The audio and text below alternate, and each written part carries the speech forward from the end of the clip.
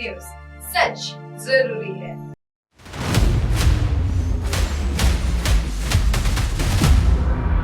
छत्तीसगढ़ के गोट बात। इसी के साथ बढ़ते अगली खबर की ओर। छुरिया में विगत दिनों छुरिया विकास खंड के एक शिक्षक ने अपने बीईओ के खिलाफ अमर्यादित बयान जारी करते हुए अभद्र शब्दों का प्रयोग करते हुए विभाग की मर्यादा को ताक पर रखते हुए विकास खंड शिक्षा अधिकारी छुरिया के खिलाफ बयानबाजी सोशल मीडिया में की है। उसे पूरी तरह से नकारते हुए विकास खंड शिक्षा अधिकारी छुरिया ने कहा कि इस तरह से बयानबाजी करना अच्छी बात नहीं, इससे विभाग की छवि खराब होती है और इस बयानबाजी के पीछे का कारण कुछ और ही है। आपको बता दें कि दिनांक 22 तारीख को ग्राम बूचाटोला के शासकीय पूर्व माध्यमिक शाला की कक्षा चौथी में आकस्मिक निरीक्षण के दौरान विद्यार्थियों की कॉपियों की जांच एवं विद्यार्थियों से प्रश्नोत्तर किया गया, जिसमें अनियमितता पाई गई, जिसके संबंध में प्रधान पाठक जागेश साहू को 19 बिंदुओं पर स्पष्टीकरण मांगा गया है कि 3 कार्यकालीन दिवस के अंदर अपना स्पष्टीकरण शाला समय पर प्रस्तुत करना सुनिश्चित करने को कहा गया है, जो कि उनके द्वारा नहीं किया गया है।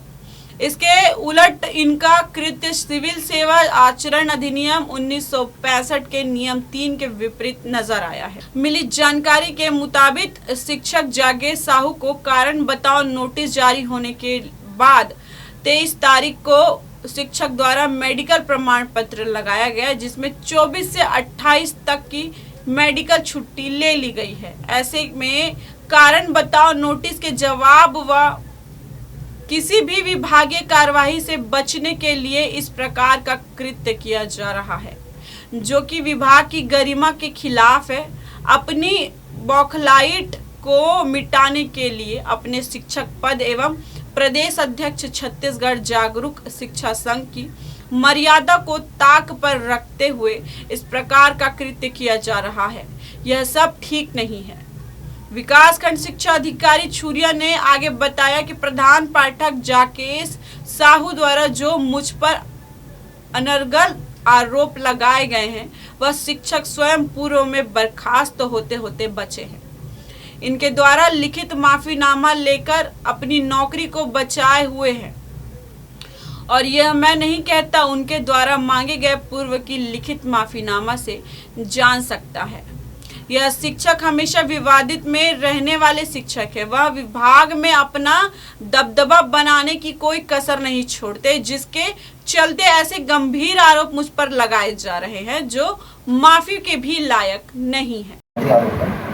इनका जो आप यदि पिछला रिकॉर्ड देखेंगे तो पहले भी ये बर्खास्त होते थे बचे थे। इनके द्वारा लिखित माफीनामा लिखा गया था, इनके द्वारा किसी भी संगठन में भाग नहीं लिया गया, ये लिखा गया था।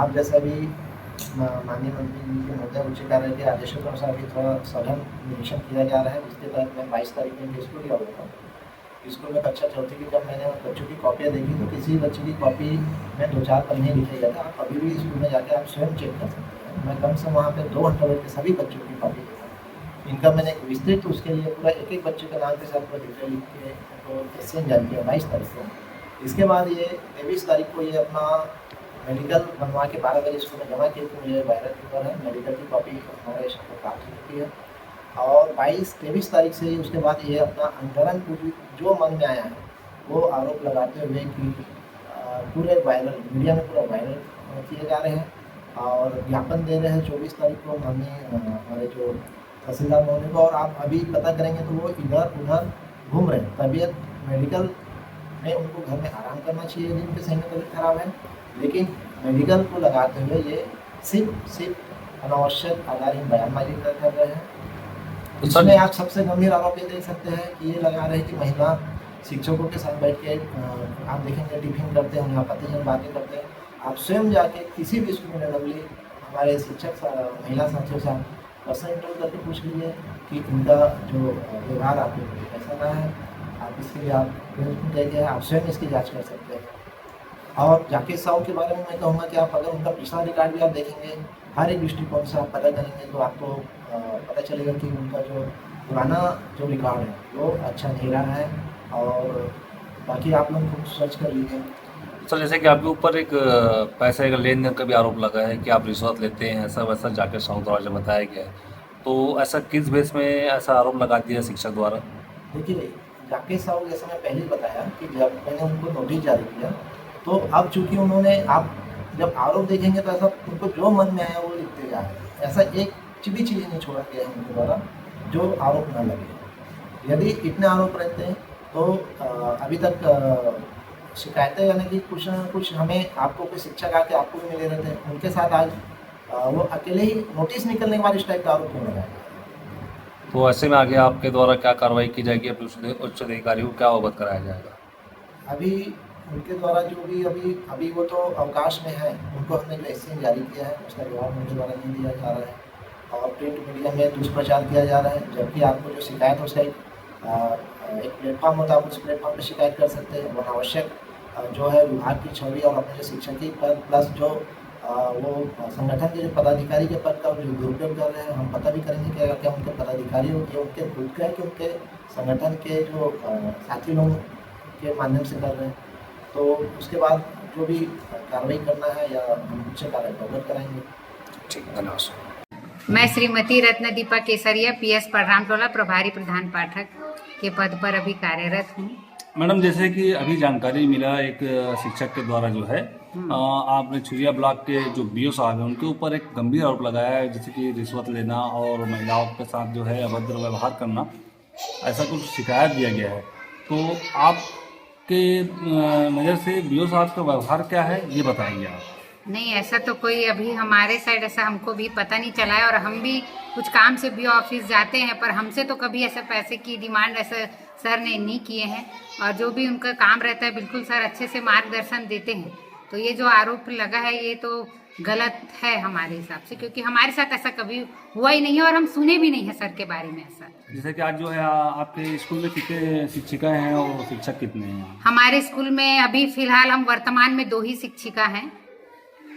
तो दोनों शिक्षिकाओं के साथ जो अभी अब तक के कभी दुर्व्यवहार कुछ हुआ था? नहीं, अभी तक तो अभी हमारे दोनों शिक्षिकाओं के साथ अभी तक कोई दुर्व्यवहार नहीं हुआ। कब कब आते हैं यहाँ जांच के लिए? जांच के लिए सर आते हैं 16 जून को जब स्कूल स्टार्ट होता है तब बिल्कुल आते ही हैं सर, और कभी नहीं आते तो एबीओ आते हैं और बीच में जैसे आकस्मिक निरीक्षण होता है तो आते हैं ऐसे। चलिए ठीक। हाँ। परिचय बताएंगे आप? मैं अधीन राम साहू, प्रधान पाठक गुरुवंश शाला पूजा। सर ये जैसे कि अभी एक स्कूल के टीचर के द्वारा जो है, शिक्षक के द्वारा जो है अपने ब्लॉक बीओ के ऊपर गंभीर आरोप लगाया गया है रिश्वत लेने का और भ्रष्ट होने का, तो उसके आपको क्या लगता है कि बीओ सर का आदत व्यवहार किस प्रकार से है, आप थोड़ा जानकारी देंगे? अब सर मैं यहाँ पर आया हूँ तो हमारे यहाँ केवल अभी तक 2 बार आए हुए हैं और हमसे तो पैसा का कोई डिमांड नहीं किए हैं और मुझे उतना पता नहीं कि और कहाँ क्या करते हैं। तो हमारे यहाँ तो यहाँ ठीक ठाक रहा था। तो कभी ऐसा आपको लगा कि किसी प्रकार का रिश्वत की मांग की हो या किसी प्रकार के ड्यूटी में मतलब शिक्षकों को परेशान करते, आपके स्टाफ में से किसी को परेशान करते हुए आपको जानकारी मिला ऐसा?